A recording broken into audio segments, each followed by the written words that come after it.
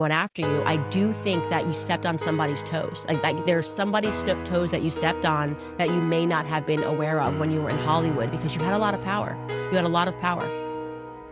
I agree with you, Candace. Looking back on it, there are definitely people, I can't say who. Why not? Why can't you say who?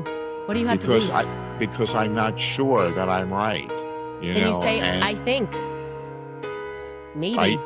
I will say that I think there are people whose toes I stepped on, and I will also say I think there are politicians whose toes I stepped on. And as a result of the two forces mingling together, and you throw in the New York Times, and you have enormous prejudice against me, and an enormous fight against me, and an enormous, I don't know what to say, just a force against me. I had a very interesting conversation recently with Courtney Love, of all people, and she had God. Yeah. She had a very interesting take on things. She says a lot, and I think that there is a lot of sense to what she shares.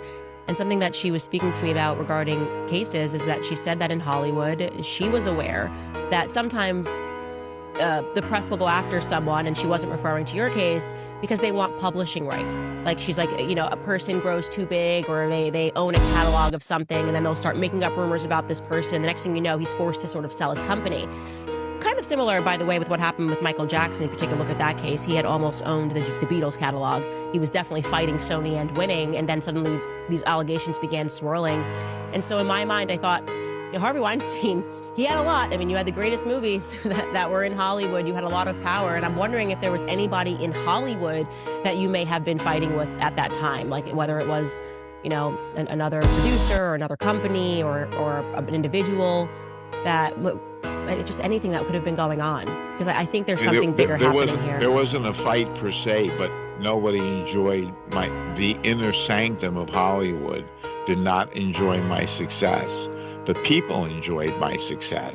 The people who went to movies, the young filmmakers, the people who believed that they could do it too if they just had an opportunity to do it. But the establishment, I would not say, was my friends. Right. And what is the establishment in Hollywood?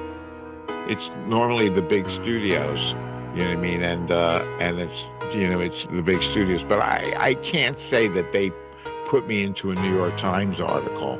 No. I can say that there was animosity, but I can't say that they were part of this. Right. No, I'm just wondering, like, who in the end, who owns all those movies now? Who owns your catalog? What happened to your company? We sold the catalog to a company called beIN, which is owned by the Qatari government, and we sold the other part of the library to a company called Spyglass and Lantern, which is owned by the Saudi Arabian government. Very interesting. I'm asking these questions because my investigation into this isn't going to stop with the conclusion of your trial. I just think that there was something more sinister that was happening.